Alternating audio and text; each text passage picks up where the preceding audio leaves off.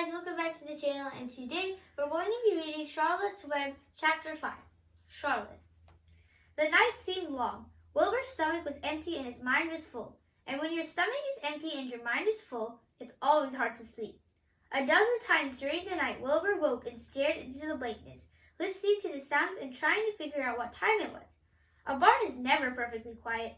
Even at midnight, there is usually something stirring. The first time he woke, he heard Templeton gnawing a hole in the grain bin. Templeton's teeth scraped loudly against the wood and made quite a racket. That crazy rat, thought Wilbur. Why does he have to stay up all night, grinding his clashers and destroying people's property? Why can't he go to sleep like any decent animal? The second time Wilbur woke, he heard the goose turning on her nest and chuckling to herself. What time is it? Whispered Wilbur to the goose. Probably about 11:30, said the goose. Why aren't you asleep, Wilbur? Too many things on my mind, said Wilbur. Well, said the goose, that's not my trouble. I have nothing at all on my mind, but I've too many things under my behind. Have you ever tried to sleep while sitting on 8 eggs? No, replied Wilbur. I suppose it is uncomfortable. How long does it take a goose egg to hatch?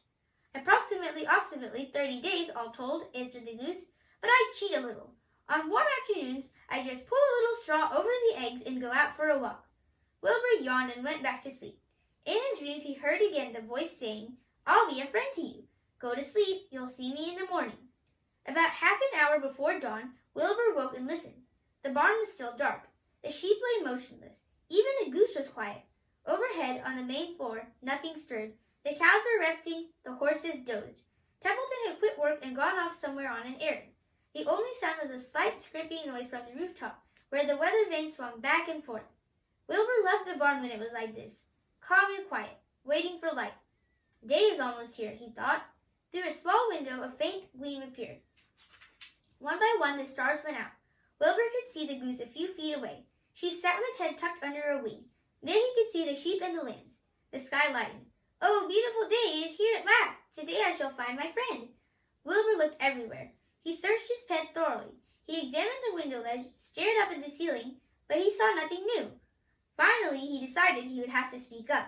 He hated to break the lovely stillness of dawn by using his voice, but he couldn't think of any other way to locate the mysterious new friend who was nowhere to be seen. So Wilbur cleared his throat. Attention, please, he said in a loud, firm voice.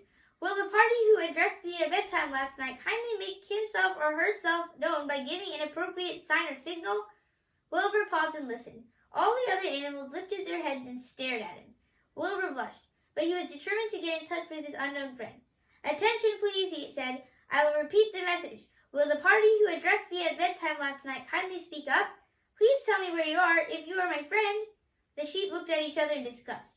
Stop your nonsense, Wilbur, said the oldest sheep. If you have a new friend here, you're probably disturbing his rest. And the quickest way to spoil a friendship is to wake somebody up in the morning before he is ready. How can you be sure your friend is an early riser? I beg everyone's pardon, whispered Wilbur. I didn't mean to be objectionable. He lay down meekly in the manor, facing the door. He did not know it, but his friend was very near, and the old sheep was right. The friend was still asleep. Soon Lurvy appeared with slops for breakfast. Wilbur rushed out, ate everything in a hurry, and lit the trough. The sheep moved off down the lane. The gander waddled along behind them, pulling grass. And then, just as Wilbur was settling down for his morning nap, he heard again the thin voice that had addressed him the night before. Salutations, said the voice. Wilbur jumped to his feet. What? He cried. Salutations, repeated the voice. What are they, and where are you? Screamed Wilbur. Please tell me where you are, and what are salutations? Salutations are greetings, said the voice. When I say salutations, it's just my fancy way of saying hello or good morning. Actually, it's a silly expression, and I'm surprised that I use it at all. As for my whereabouts, that's easy. Look up here in the corner of the doorway. Here I am. Look, I'm waving. At last, Wilbur saw the creature that had spoken to him in such a kindly way.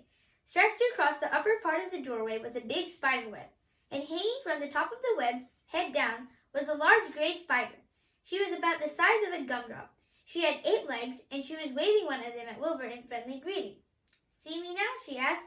Oh, yes, indeed, said Wilbur. Yes, indeed. How are you? Good morning. Salutations. Very pleased to meet you. What is your name, please? May I have your name? My name, said the spider, is Charlotte. Charlotte what? Asked Wilbur eagerly. Charlotte A. Kavanica, but just call me Charlotte. I think you're beautiful, said Wilbur. Well, I am pretty, replied Charlotte. There's no denying that. All spiders are rather nice looking. I'm not as flashy as some, but I'll do. I wish I could see you, Wilbur, as clearly as you can see me. Why can't you? Asked the pig. I'm right here.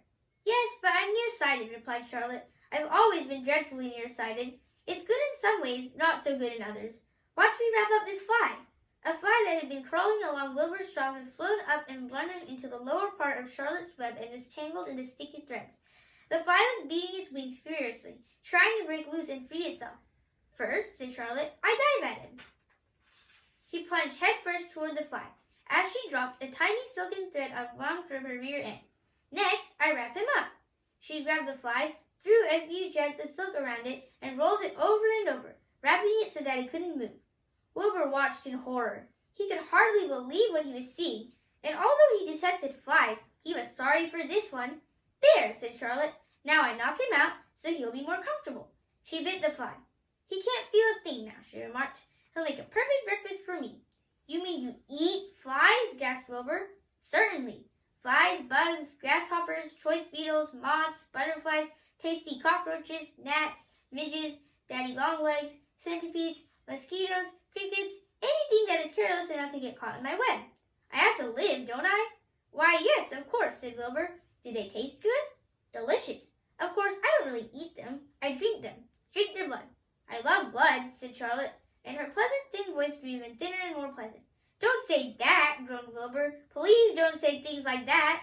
Why not? It's true, and I have to say what is true. I'm not entirely happy about my diet of flies and bugs, but it's the way I'm made. A spider has to pick up a living somehow or other, and I happen to be a trapper. I just naturally build a web and trap flies and other insects. My mother was a trapper before me. Her mother was a trapper before her. All our family have been trappers. Way back for thousands and thousands of years, we spiders have been laying for flies and bugs. It's a miserable inheritance, said Wilbur gloomily. He was sad because his new friend was so bloodthirsty. Yes, it is, agreed Charlotte, but I can't help it. I don't know how the first spider in the early days of the world happened to think up this fancy idea of spinning a web, but she did, and it was clever of her, too. And since then, all of us spiders have had to work the same trick. It's not a bad pitch, on the whole. It's cruel, replied Wilbur, who did not intend to be argued out of his position.